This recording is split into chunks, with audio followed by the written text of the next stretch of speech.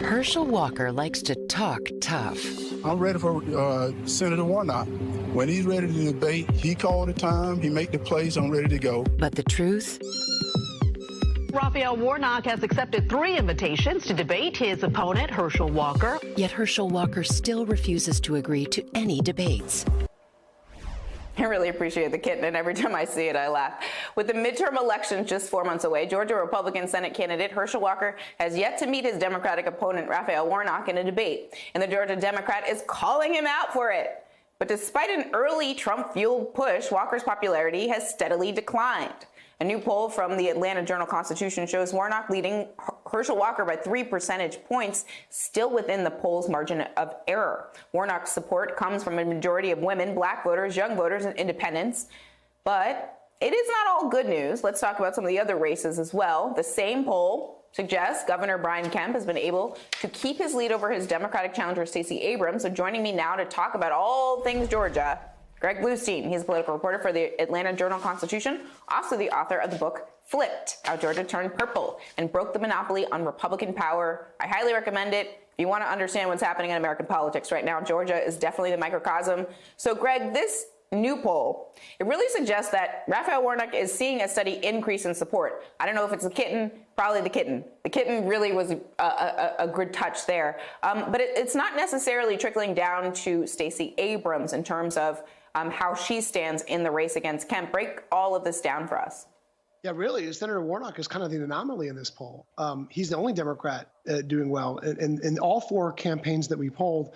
And Joe Biden, who remains underwater in Georgia, he's at 60% disapproval. So things are looking really tough for Democrats right now. But there are still close races. As you mentioned, Stacey Abrams is 5 points back from Governor Kemp.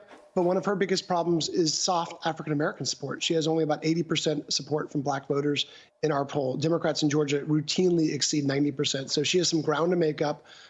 It's not impossible for her by any means. But most polls right now are showing her back 3, 4, 5, 6 points behind Governor Kemp. And most polls are showing Senator Warnock up 3, 4, 5 points over Herschel Walker. So we could be seeing a split ticket dynamic in Georgia, which is not normal, and it's not normal in many other states as well.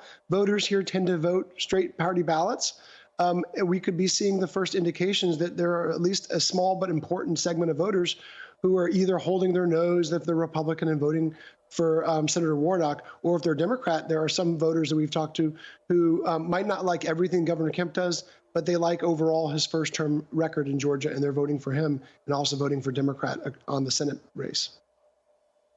Do you have any insight into the why? Why are voters splitting the ticket here in this unusual way? And what are the issues that are leading them to, say, disapprove of President Biden, but maybe support a Raphael Warnock for Senate? Like in so many other states, the number one issue here continues to be the economy.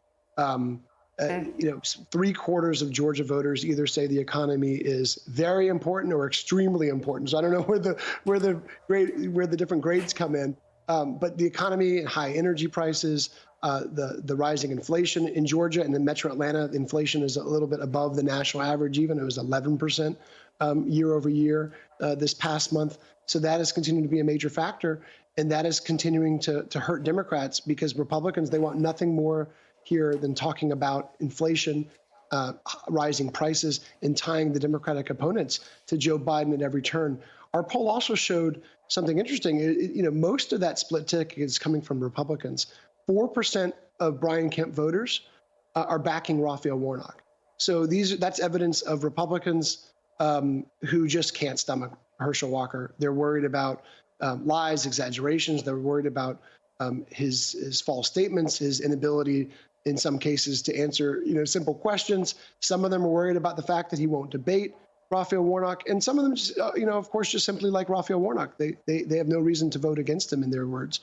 And 4% of those Kemp voters are also backing the Libertarian as sort of a protest vote. They might feel like they can't vote for the Democrat under any circumstances, but they also can't vote for Herschel Walker, so they're just backing the third-party candidate. The other question I have about this particular Senate race, just to follow up there, is, I don't think I'm necessarily understood, because I'm not originally from Georgia, what Herschel Walker means, as a football institution in the state of Georgia. Is that factoring in at all, or have his mistakes throughout the course of this campaign and maybe even some of those inconsistencies you mentioned hurt his ability to sort of exploit the fact that he's a known quantity, an entity, even against a strong candidate incumbent like Raphael Warnock? That's a great point. I mean, I think it factored into his primary victory. You can't, I mean, I grew up, let me put it this way. I was not alive when he was playing football at UGA. My parents were not big football fans, but I still grew up hearing stories about him. His name was just synonymous with Georgia, with the red and black of UGA, with football, with legendary athletics. And so I think that helped him coast in the Republican primary. He didn't need Donald Trump's endorsement. He didn't need Mitch McConnell's endorsement. It helped, but he didn't need that to win with 70% or so of the vote. But now he's going up against a very formidable incumbent. Raphael Warnock is not just a premier fundraiser in Georgia. He's one of the elite fundraisers in the nation. He has all sorts of resources. He has a smart ad team behind him, as you mentioned earlier, not just with the cat, but with Alvin the Beagle that helped them so much in the last election cycle. So expect to see more ads with Alvin and maybe other animals, but they help personalize Senator Warnock. And look, even Republicans, in 2021 and 2020, we heard Republicans call him a radical liberal over and over again. Even Republicans have realized that, at least right now, that's not the strategy. They're saying he's a nice guy, but that he voted with Joe Biden too many times. It's so funny that you mentioned the dog in the ads from the previous campaign cycle. They've definitely figured something out. Like, who doesn't like animals? And if you don't like animals, that says something about you. So put the kitten, put the puppy.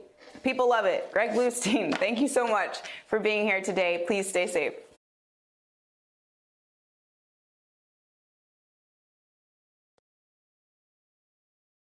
Hi, I'm Zerlina Maxwell. Thanks for checking out our channel on YouTube. You can see more from Zerlina by clicking any of the videos on this screen, and make sure you subscribe below to stay up to date on the day's biggest stories. Thanks for watching.